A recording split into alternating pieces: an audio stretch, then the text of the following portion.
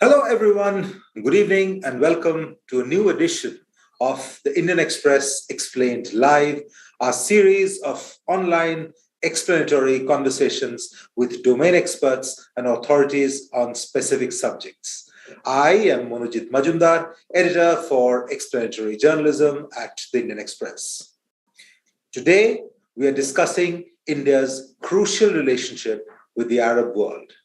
It is a relationship that is steeped in history and which has many delicate, complex aspects. It is also a relationship in which the government of Prime Minister Narendra Modi has made a significant investment.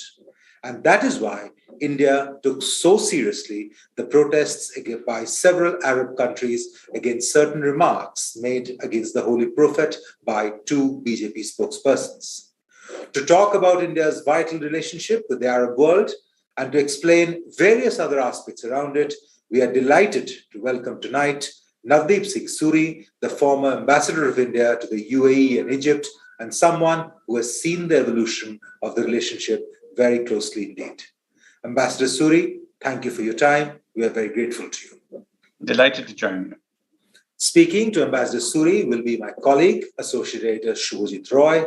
Today's explained event is brought to you by our partner, Yojana IAS. My thanks to our partner. And thank you all for joining and welcome once again. Shubho.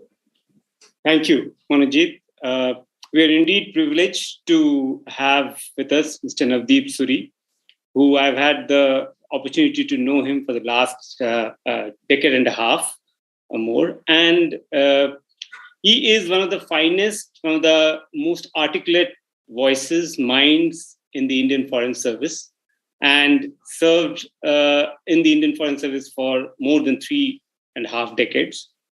And he's watched the space in West Asia, having learned the language, having learned Arabic in his first posting. He went back to the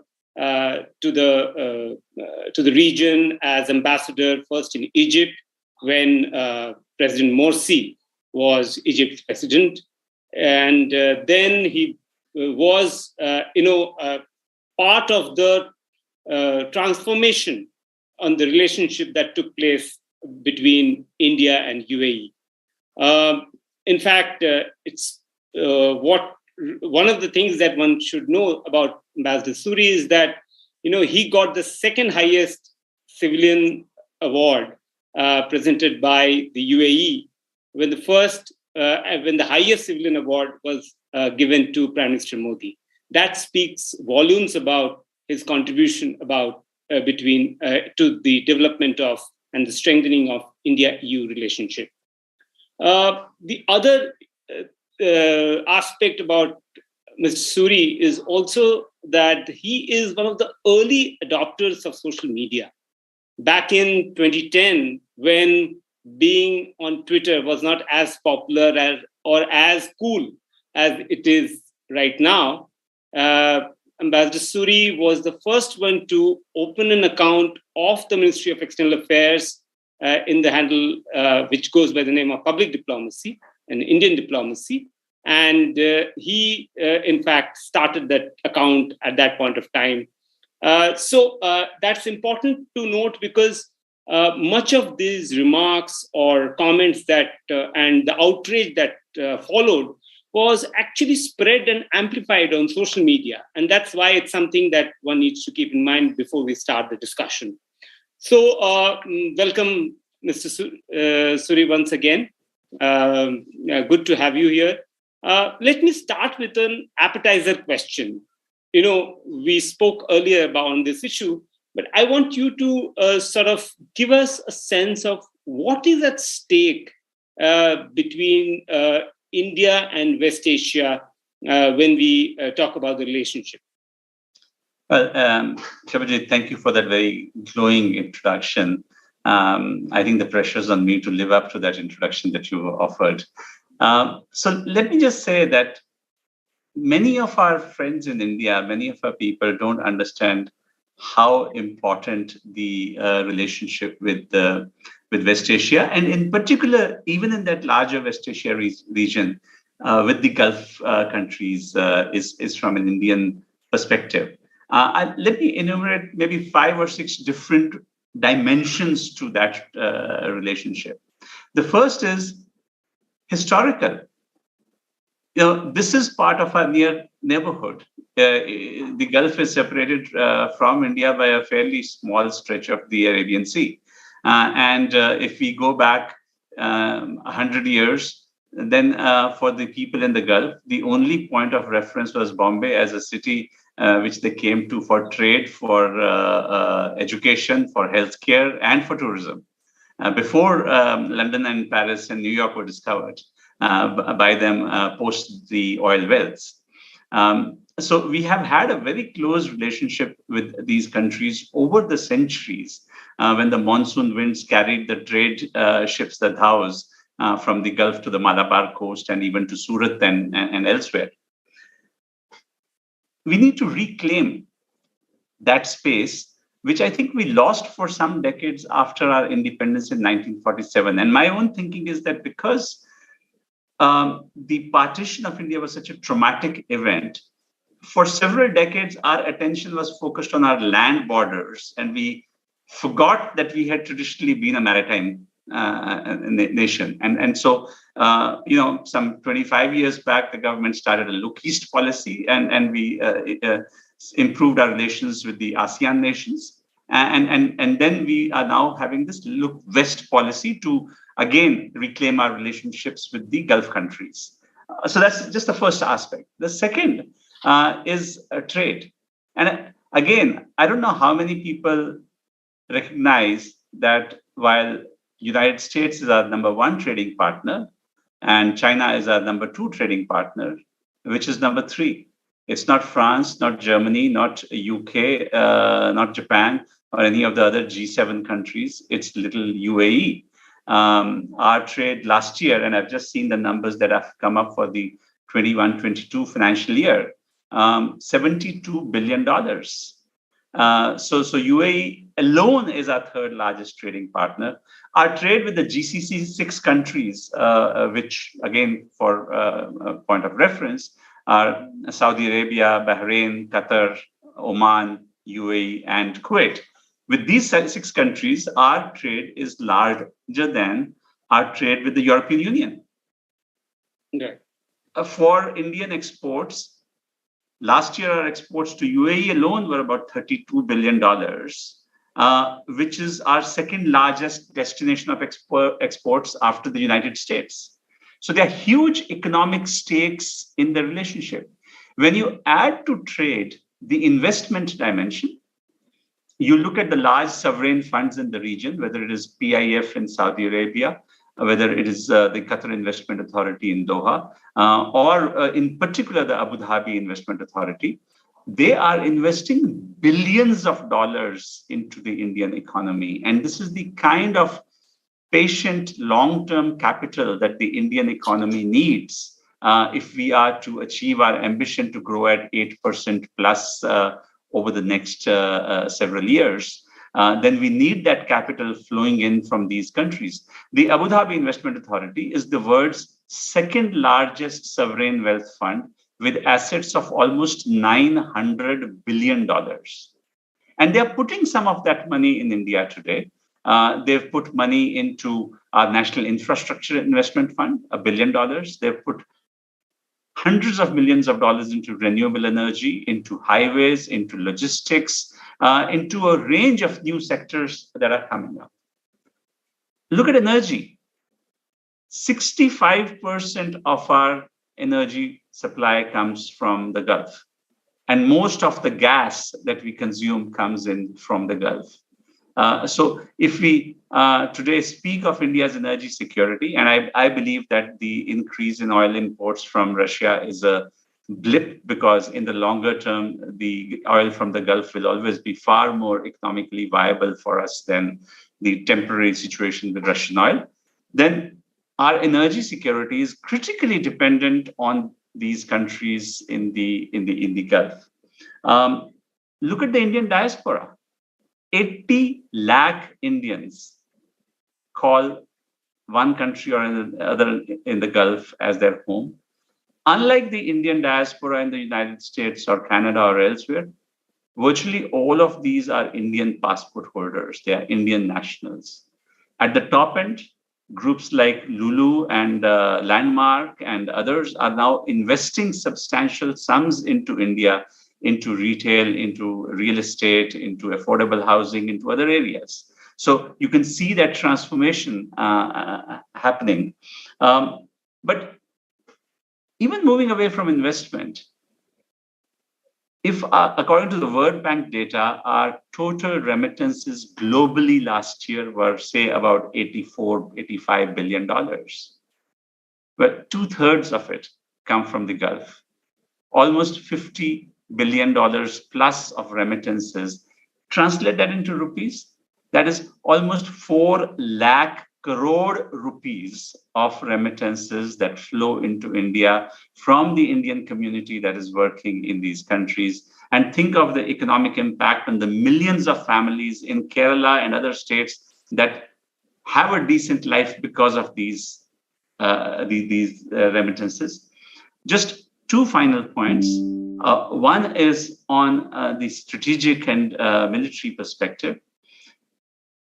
To the extent that the sea lanes of communication are crucial for us, whether it is the Red Sea, whether it is the Gulf, we have maritime security interests. So when we get a facility for our naval ships in Duqm in Oman, that means that our ships can go that much further by refueling and getting other facilities at Duqm. So Oman then becomes a crucial strategic partner for our Indian Navy in terms of our operations in the region.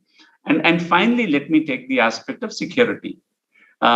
You don't often talk about it. It doesn't make it to the headlines of the Indian Express or other wonderful newspapers. But the reality is that our intelligence cooperation with countries in the Gulf, particularly with Saudi Arabia and UAE, is today outstanding. And that has helped us break the networks of terrorists like Dawood. It's enabled us to bring back gangsters like Farooq Takla. And the cooperation from the security agencies in those countries has been invaluable to us. So I think those are some of the key reasons why the relationship that we have with the Gulf is so crucial to us. Fascinating. You really laid out the sort of context for this session. So history, trade, economic stakes, energy security, diaspora, strategic and military cooperation and security. So we have these pillars on which Indian government and India has its stakes with West Asia and the Gulf region. Ambassador Suri, if I would like you to take a step back, and in 2014, when all these interests have been there for long, Prime Minister Modi comes to power in 2014, and he, despite the reservations some of these countries may have had on his past, he invests in this relationship, in these critical relationships in 2014 onwards. I still remember in 2015, in August 2015, when there was a quiet visit by then Foreign Secretary Jaishankar, S. Jaishankar. And we were very intrigued that he went to UAE because someone who watches Foreign Office functioning knows that it's usually the patch of the Secretary West or the Secretary Economic Relations who usually goes there for a preparatory visit of a leader or any bilateral conversation. So that, I think, gave us the first indication of the priority that this government and this Prime Minister was putting on this particular relationship. So my question is that, all these aspects were there and they existed before as well. So what changed and what happened since 2014? So, there are some things that are counterintuitive. And I remember I was ambassador to Egypt. when Prime Minister Modi was elected, the BJP came into power. And I was having a lunch with a very prominent Egyptian intellectual, former editor. And there was a former Egyptian diplomat sitting also at the lunch, and this question of elections came up. Now, these are well-educated, erudite individuals, and they had clearly studied the BJP and felt that this was not a good thing for India's relationship with the Muslim world, generally, broadly speaking. Well, 8 years later, until we had this recent blip that we will speak about, I would say that India's relationship with the Muslim world, broadly speaking, has never been better. So that's the counterintuitive part of it. I think Prime Minister Modi and the government have invested enormous energy into the relationship. You mentioned the Prime Minister's visit in August 2015. I think it's also worth reminding your viewers that the last visit before that was Mrs. Indira Gandhi in 1981. And no Indian Prime Minister visited UAE for 34 long years. Prime Minister Modi is going back to Abu Dhabi on the 28th, 4 days from now. This would be his fourth visit to Abu Dhabi. So if you're talking about making up for lost time and actually letting your actions speak and not just your words, then the Prime Minister is investing. He has a hazard different things to do. But the fact is that he's making it a point to make his fourth visit to UAE. He has been to every country in the Gulf except Kuwait for a variety of reasons. And you can see the transformation that it has brought about in our ties. So I have no hesitation in saying that usually in diplomacy, relationships change incrementally. You get a 2%, 5% plus or a minus as you go along. You don't see the transformation on the scale that we have seen. Let me give you just two examples, which to me would have been unthinkable a few years back. The Gulf was a part of what Pakistan used to think is its backyard strategically. Because in their mind, the fact that Pakistan is a largely Muslim country, it is the Islamic Republic of Pakistan, meant that there was a connect with the Ummah in the Gulf. And so religion would be a dominant factor rather than strategic interests. And that was true for a long time. But then these countries started changing. They started moving towards a policy of much greater religious tolerance. UAE has a minister for religious tolerance. Saudi Arabia has made immense strides in becoming a more normal country than it previously was. So when these countries changed, and particularly when their attitude towards terrorism changed so dramatically after 9/11, they started seeing Pakistan as the problem. And India as a secular, stable country, as a country that they would want to invest in. So you have seen the transformation to a point that when Article 370 was revoked, none of the Gulf countries spoke against us. UAE, in fact, went out to say it is India's internal matter. When UAE was hosting the foreign ministers of the OIC, the Organization of Islamic Countries, they invited Mrs. Sushma Swaraj, not just India's foreign minister, but a Hindu woman, as the chief guest, as the guest of honor. And the Pakistanis threw tantrums and yelled and screamed, and eventually Indian foreign minister was sitting on the high table and they had walked away from their seat. So that to me is transformation. And I wish that people would understand how much is the distance that we have traveled in a relatively short span of time. Right.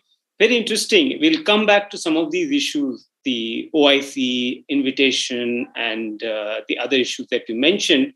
But coming to this security cooperation issue, which you said that is one of those under the radar cooperation that takes place, you're absolutely right in saying that this is possibly being transformed with more and more cooperation fugitives who have been handed over to India in recent years.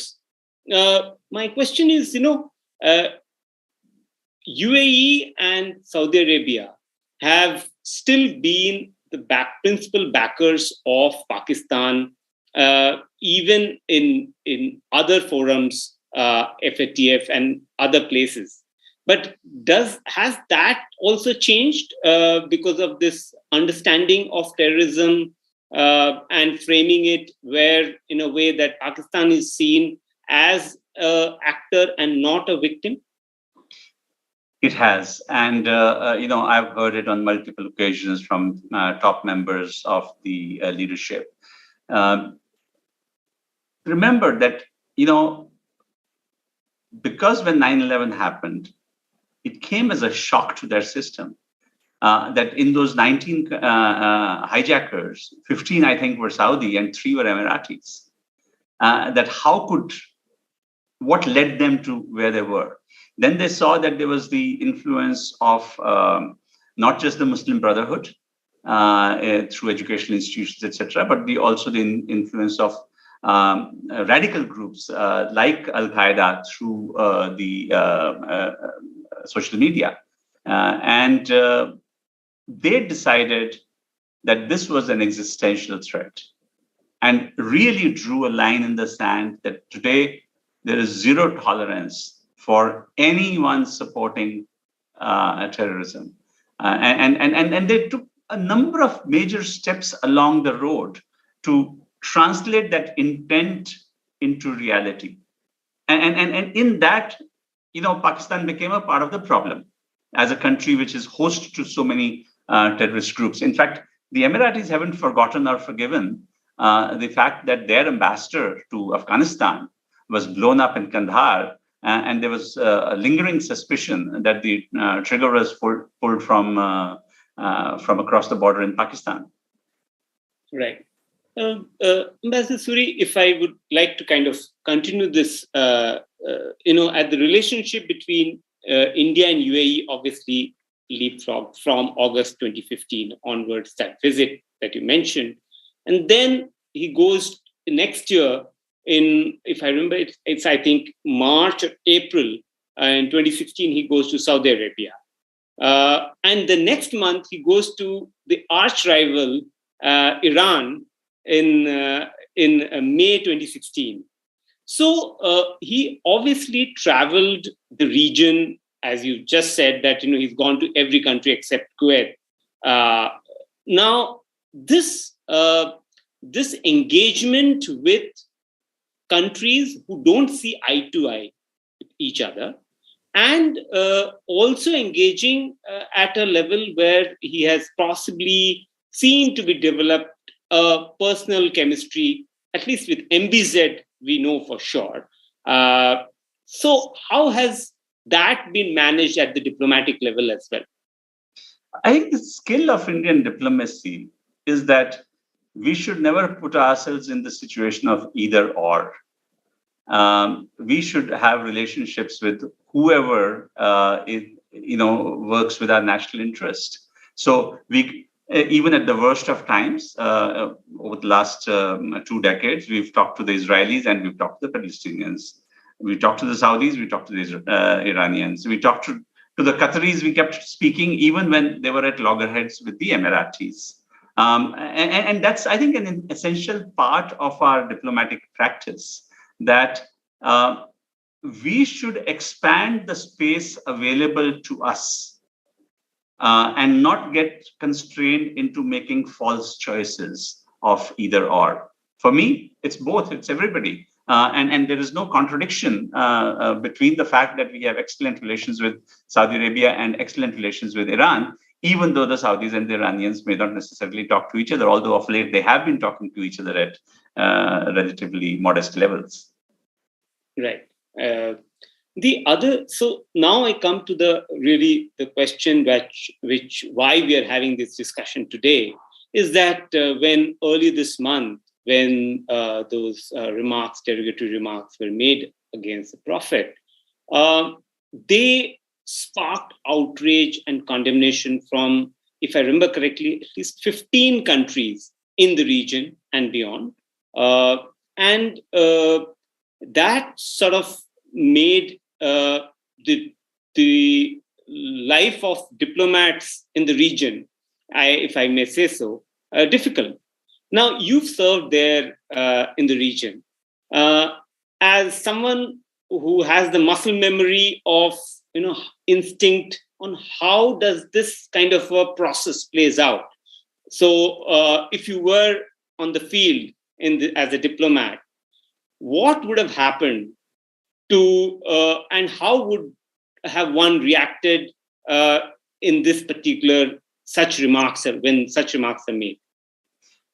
Look, as a first step, let's agree that the remarks that were made were odious. And not only that, they were a self-goal. It's very disheartening that the remarks come from the party, members of a party, where the Prime Minister himself has invested so much in the developing the relationships. So it's like almost saying that the right hand doesn't know what the left is doing. With the right hand, you are moving forward in terms of establishing the relationships, and from the left hand, you are undermining the relationship. The reason I outlined the key aspects of India's national interest are that people should understand that these are significant, whichever way you look at it. And when you say something like this, it impacts our relationship. Beyond that, isn't it part of our culture to respect other religions? How can you go ahead and say something against the Prophet, knowing that this is a clear red line, hopefully being educated enough to know what happened in France and in the Netherlands and Denmark, when similar comments were made. And we are different. Our notion of secularism is different from the French notion of secularism. And it's worth looking at that separately. So think of the offense that these remarks must have caused, that countries which are normally so sympathetic towards us, countries that are inviting us to be the chief guest at OIC, who are tacitly even supporting our action on Kashmir, are forced to take a position that is adverse to us. And I've seen some attempts to underplay. Let me tell you that if on a single day, 3 Indian ambassadors are being summoned and delivered a rebuke and a protest note, that is a big deal. For it to happen in Qatar on the day that our vice president was in that country is really a major embarrassment. There is no other way to put it. Somebody was asking me the other day, was it a diplomatic failure? I said, no, it was a political failure. The diplomats have to pick up the pieces and bring the ship back on even keel now. And I think that's what you mean. I think that 2 aspects are important to understand. One is that in countries where our diplomats are working proactively on a positive agenda to attract more investment, to promote trade, to have these FTAs, to work on our energy security and oil concessions, to work for the welfare of the Indian diaspora. Today, they are on the back foot for some time and will have to do damage control.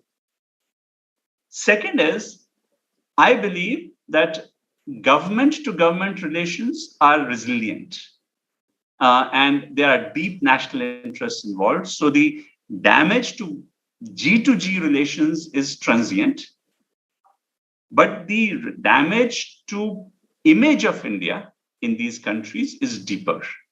And it will take an extensive long-term public diplomacy effort to put the clock back where it was. The 2 factors that have really contributed to it, one is all of the stuff that has appeared in the Arab media, castigating India. That is this the new India which is so disrespectful of other religions? And secondly, some of the abuse that right-wing trolls have poured out in social media, forgetting that we live in a world without borders. Because as you mentioned, I have an interest in the social media.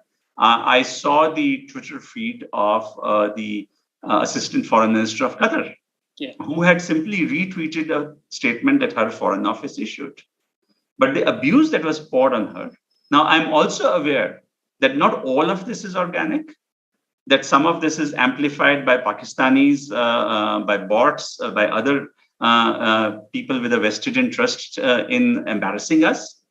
But let me assure you that there's no dearth of our own people also putting forth some really obnoxious comments on social media without perhaps realizing for a moment that they are harming India's own interests. Right. And it'll take time to undo that because we have shown an ugly side of India that perhaps was previously hidden. So, do you foresee a backlash in terms of investments, or trade, or in I don't know, people to people contacts, visas tightening, or employment measures being being restrictive, something of those on those lines? I think it'll vary, and I wouldn't use the same brush for everyone. You saw reports in Qatar, in Kuwait, about some supermarkets saying they're going to boycott Indian products. And it's unfortunate that you heard something like that at a time when we are starting negotiations on an FTA with the GCC countries. I've personally heard expressions of concern from members of the Indian community who are working with Arab companies. Because obviously, when something like this happens, it impacts their relationship with their employers. But I hope that the fallout will be controlled. I hope that we are able to persuade our interlocutors in those countries that this really is a fringe element, that it isn't the Indian mainstream that is talking in these terms so disrespectfully about other religions. Right. We talked about a little bit about how OIC has, India's relationship with OIC has been sort of fraught or difficult, to say the least. In 69, you know it better than I do, that how an Indian delegation member, the delegation head, he was disinvited after he landed to attend the OIC meeting back then. And 50 years later, UAE made the gesture of inviting the Indian foreign minister as the chief guest at the OIC session. But thereafter, especially after that happened, in fact, that invitation had happened just days after the Pulwama terror attack. And when, there was sort of condemnation from almost all the major countries across the world, including UAE and major countries in West Asia. But post-August 2019, although as you said, UAE said that it's an internal matter, and most of these countries took a very nuanced stance and not overtly critical of India's decision. But OIC has actually been very, very critical of India's steps, and thereafter, on every and any incident, it has made remarks, statements beyond the annual ritual of their statement on Kashmir. So, looking back, do you think engaging with OIC, even if at a special friend UAE's request or invitation, was not prudent, or should India engage with OIC in the same manner? So, let me try and split this into two. First, I believe that OIC statements are not worth the paper they are written on, or the email address from which they are issued. And the reason is the way OIC operates, where any country can push forward any resolution. It doesn't need a majority, it doesn't need a consensus. It just goes through because that is how they operate. So if Turkey wants to bash Greece, it can do that.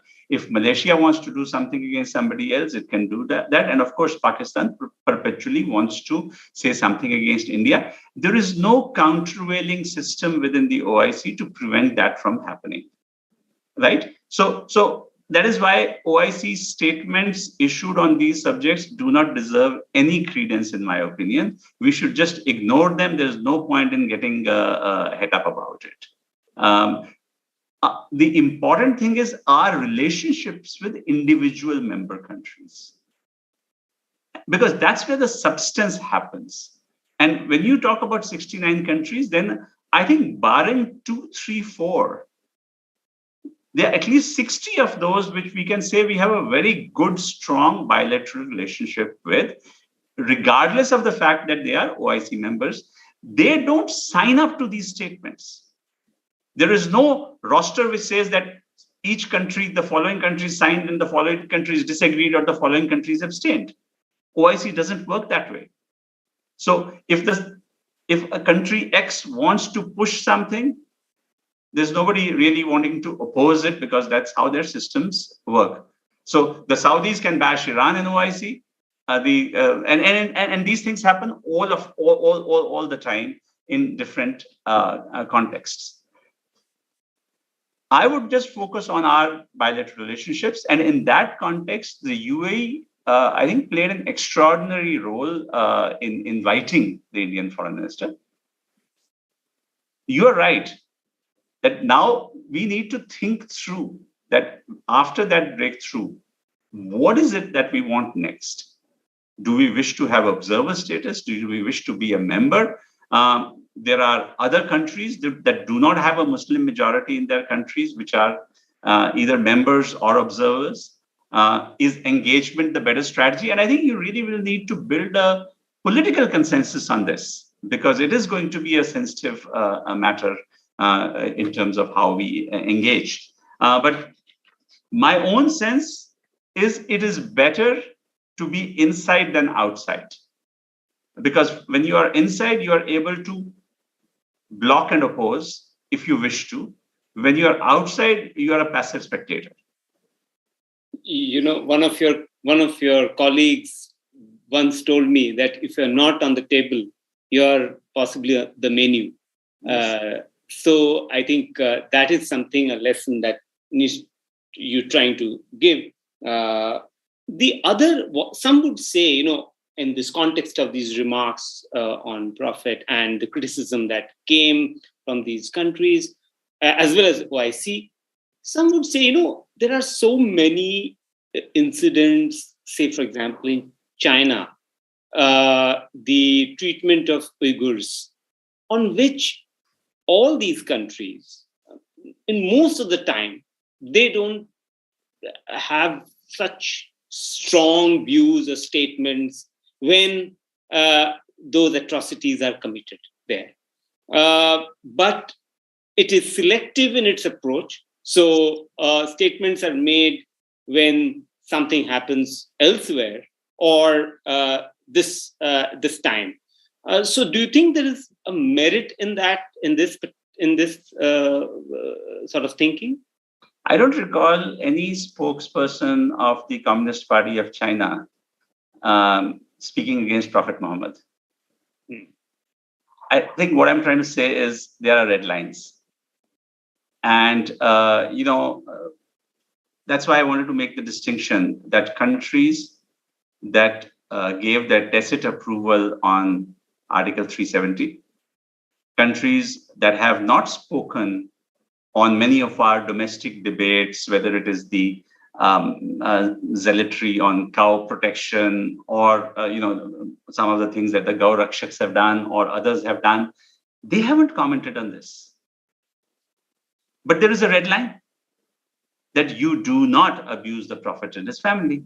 It is an ultra-sensitive subject across the Muslim world. So if you wanted to do that one thing of poking every Muslim in the eye, you've done it by making these remarks. So if the Saudis, for example, are not speaking on Uyghurs, they're also not speaking on some of the other things that they see.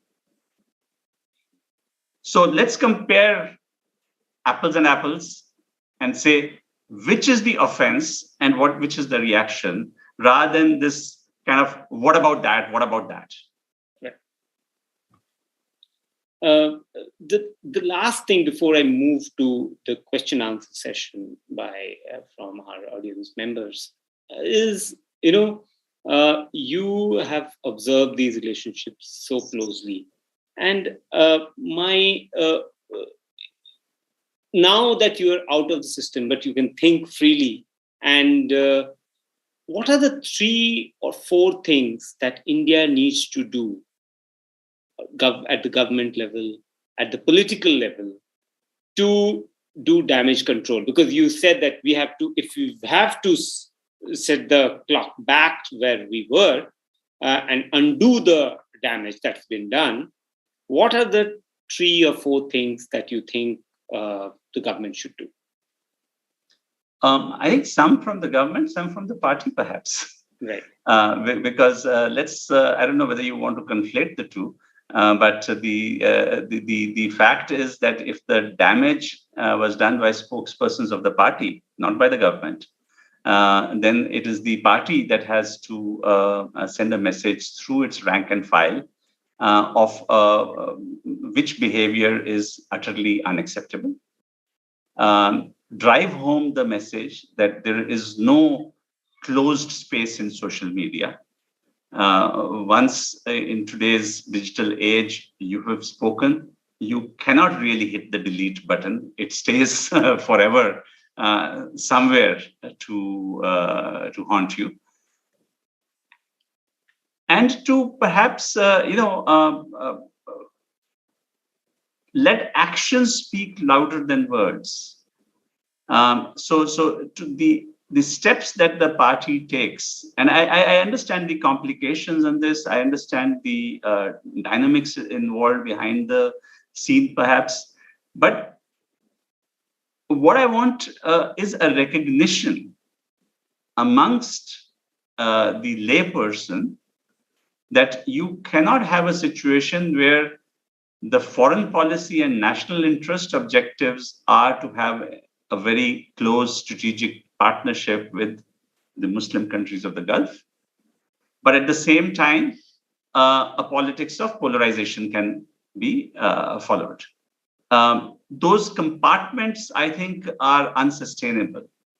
So you might as well get your house in order, that there's a consistency in how you behave at home, and it is reflected in your foreign policy as well.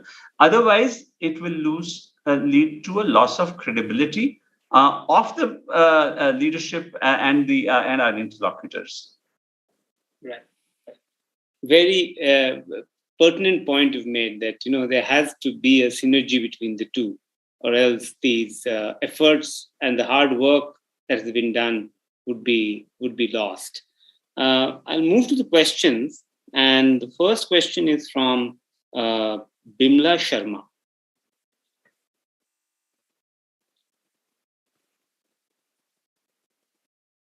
Bimla Sharma, if you could unmute yourself and ask the question. Good evening, sir.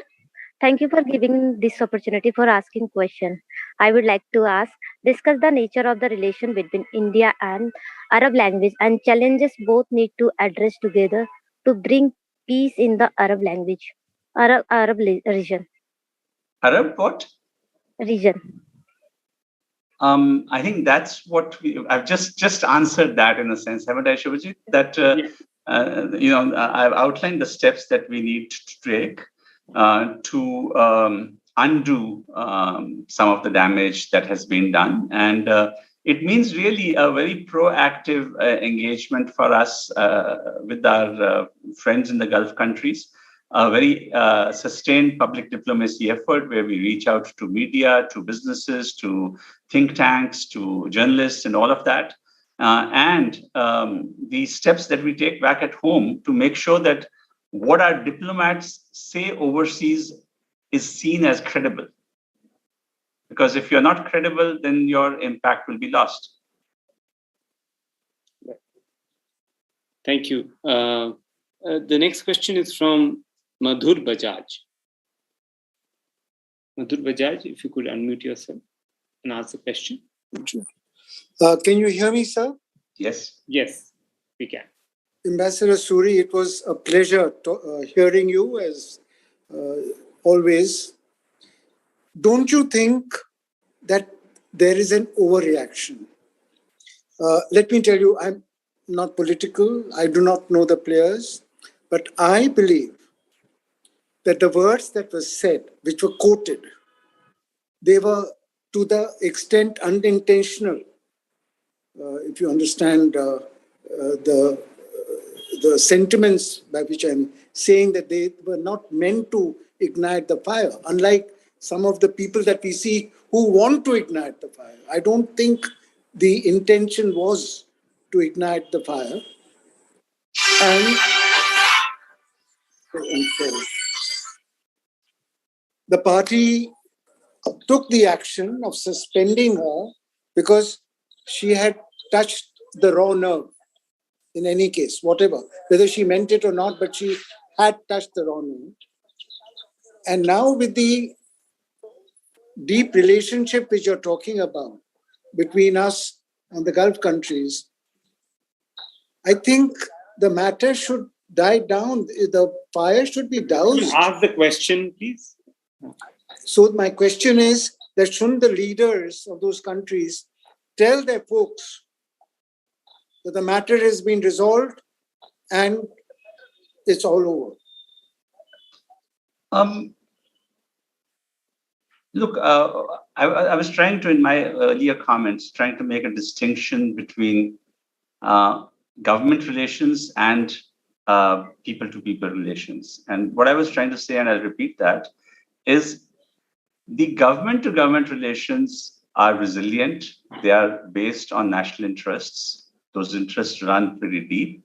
And so over there, I think they're trying to, in my earlier comments, trying to make a distinction between going to UAE again, government relations and people-to-people relations. And what I was trying to say, and I'll repeat that, is government-to-government relations. The government-to-government relations are resilient. They are based on national interests. Those interests run pretty deep. And so over there, I think they're trying to, in my earlier comments, trying to make a distinction between going to UAE as government relations and people-to-people relations. And what I was trying to say, and I'll repeat that, is government-to-government relations. The government-to-government relations are resilient. They are based on national interests. Those interests run pretty deep. And so over there, I think they're trying to, in my earlier comments, trying to make a distinction between going to UAE as government relations and people-to-people relations. And what I was trying to say, and I'll repeat that, is government-to-government relations. The government-to-government relations are resilient. They are based on national interests. Those interests run pretty deep. And so over there, I think they're trying to, in my earlier comments, trying to make a distinction between going to UAE as government relations and people-to-people. Not only don't we cross those red lines in future, but also enable our people to understand that this is a self-goal. When you attack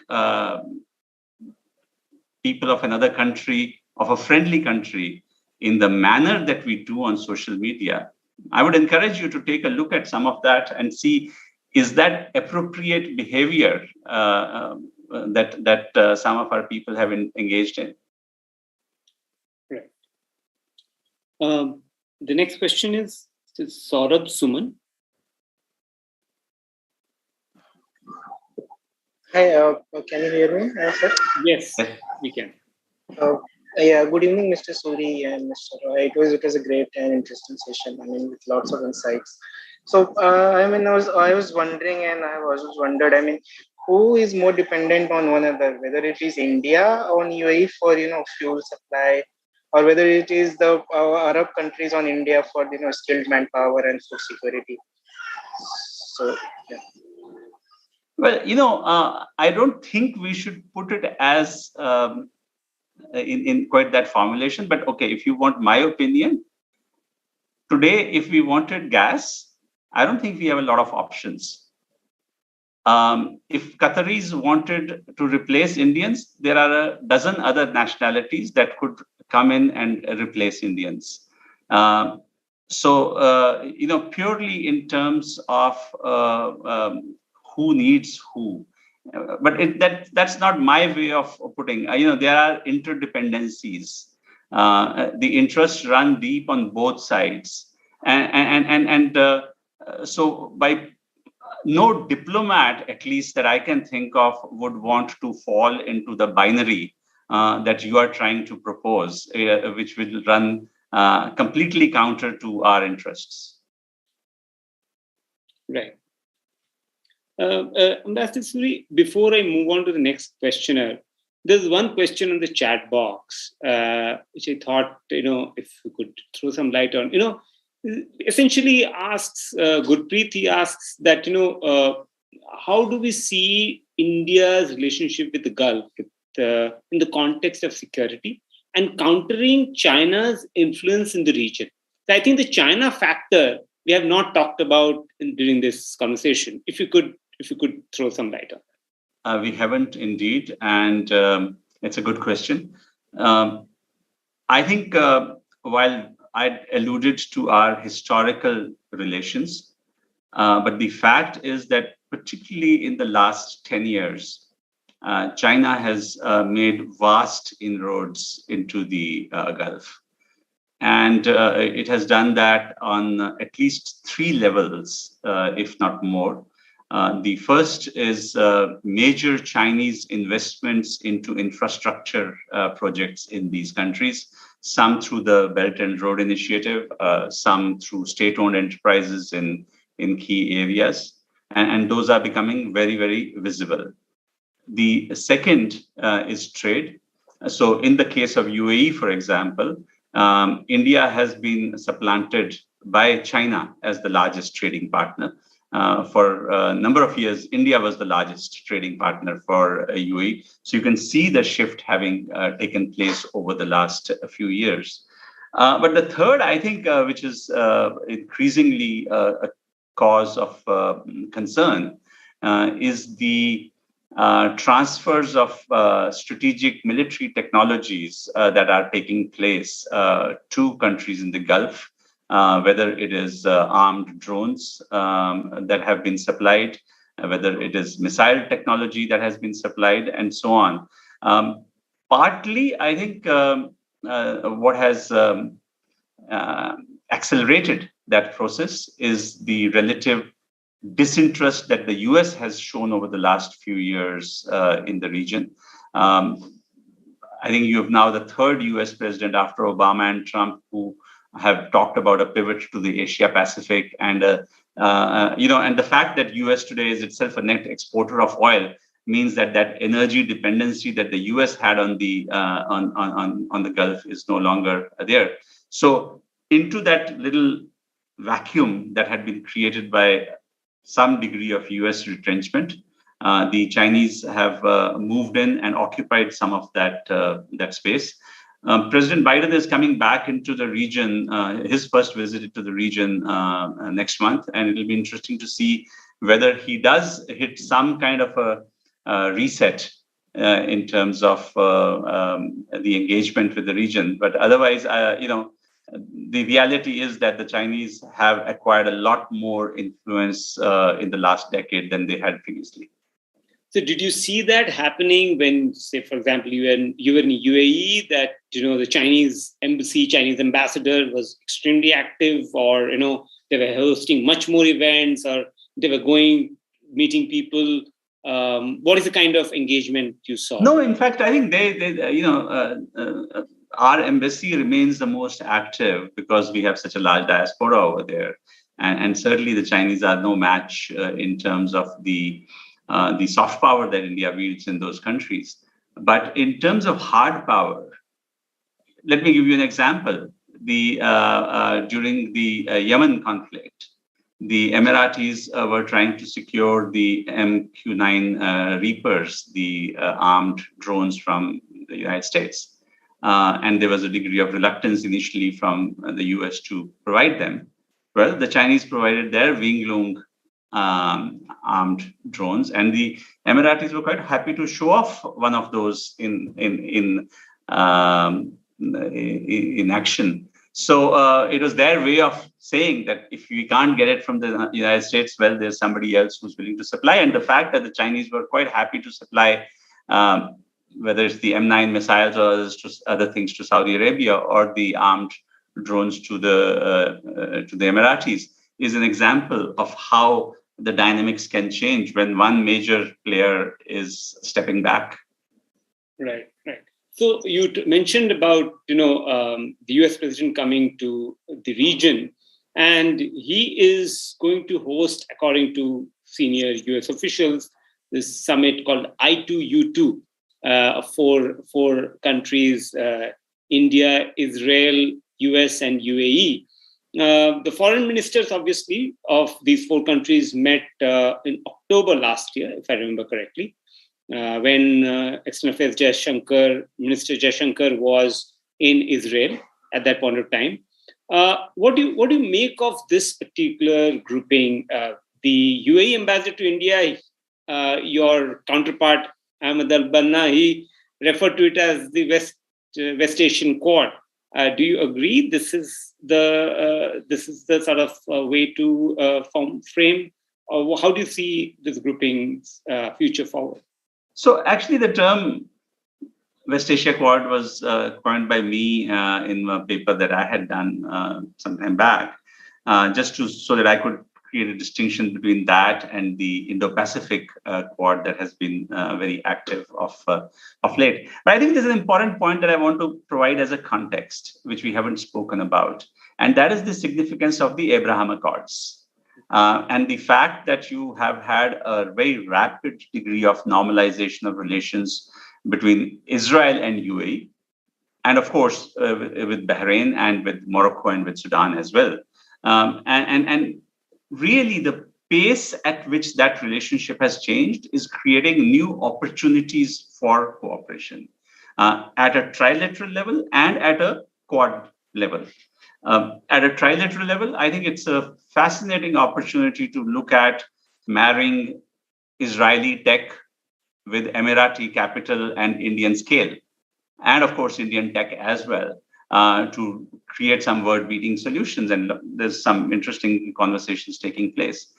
The fact that a quad could actually emerge in this part of the world is only because the Abraham Accords happened, and UAE and Israel today are having the kind of relationship that was unthinkable even 3 or 4 years back.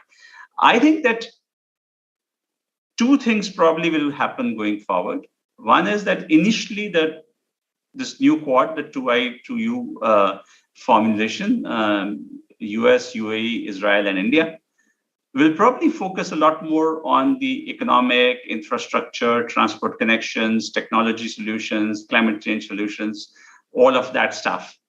So unlike the Indo-Pacific Quad, where China is the elephant in the room that nobody speaks about, but it is very much there, I think here it's going to be different for the simple reason that 2 of the 4 countries, UAE and Israel, also have pretty close relations with the Chinese, and probably will not be interested in causing any offense to the Chinese. So but what I see is between the 2 quads, you also have the commonality that US and India are 2 common members for both groupings.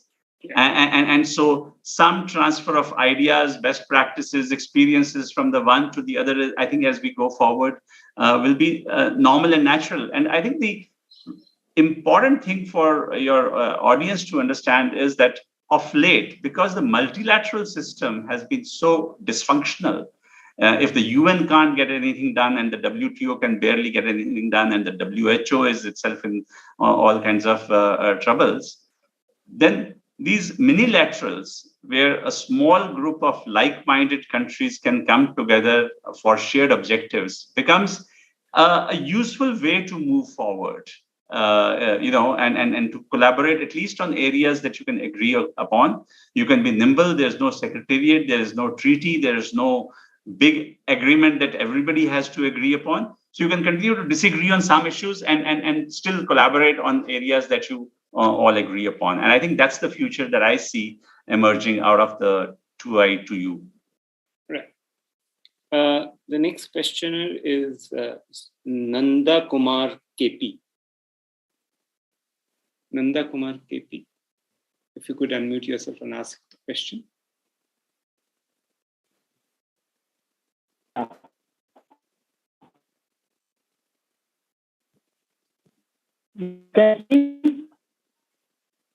You're not audible. Yeah, if you could go ahead.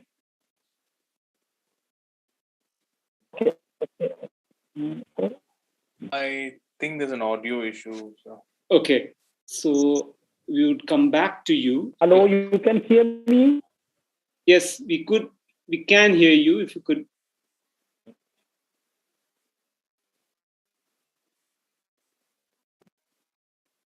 I think there is an audio issue. Yeah, we'll come back. We'll come back. So the next questioner is Asma Khan. Asma Khan, if you could unmute yourself and ask the question.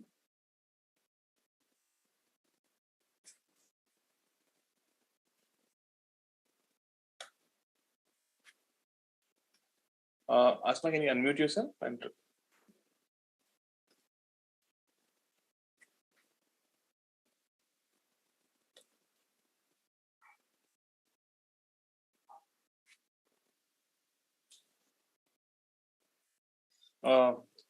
Should we move on to the next question? It is Raja Sulochana Lakshmi Pandyan. If you could unmute yourself and ask the question. He's on mute. Can't hear him. Can you please speak, sir?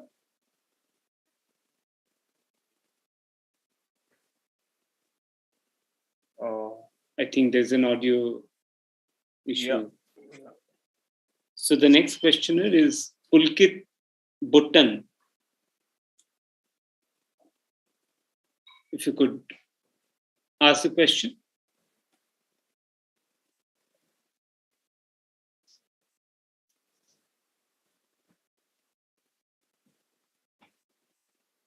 So I think you'll have to take it. Okay. Yeah. Okay. So we have now come to the end of this session, and it's been a fascinating 1 hour of conversation. Thank you, Mr. Suri, for really, sort of putting context to the relationship between India and West Asia, all the countries, individual countries that you've served, as well as sort of giving a sense of what damage such comments and such make, and then what social media amplification and behavior on social media that could mean and impact thousands of lives. You said in your opening remarks about 80 lakh Indians live and work there, most of them Indian passport holders.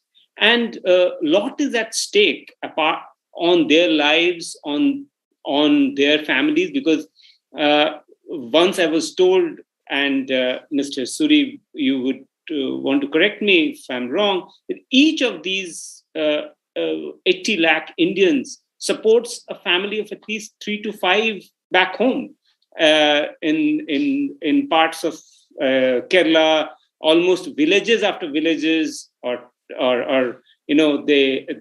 are supported by the community which lives and works there or comes back and contributes to the society there.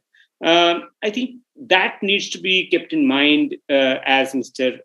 Suri has in the beginning pointed out the 6 or 7 pillars: history, economic stakes, energy, diaspora, strategic and military, and security cooperation being the key pillars of this relationship. So I think it was a fascinating conversation. As always, thank you, Mr. Suri, for enlightening us, enlightening me and others who participated in the session. Thank you to all the viewers who joined in.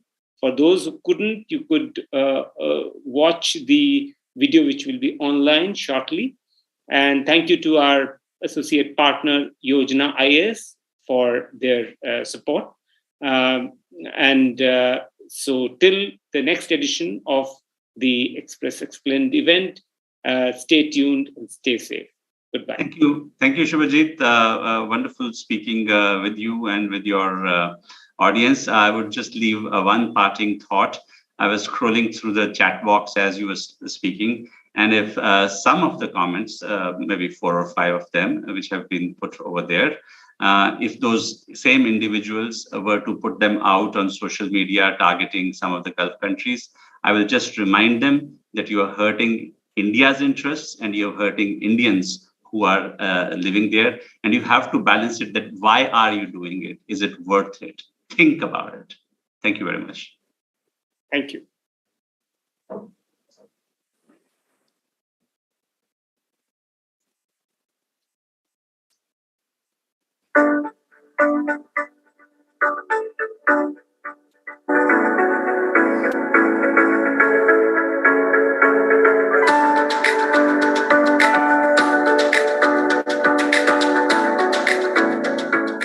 Yojana is offering new batches for 2023, 2024, 2025. We are offering online and offline class English and Hindi medium. Our feature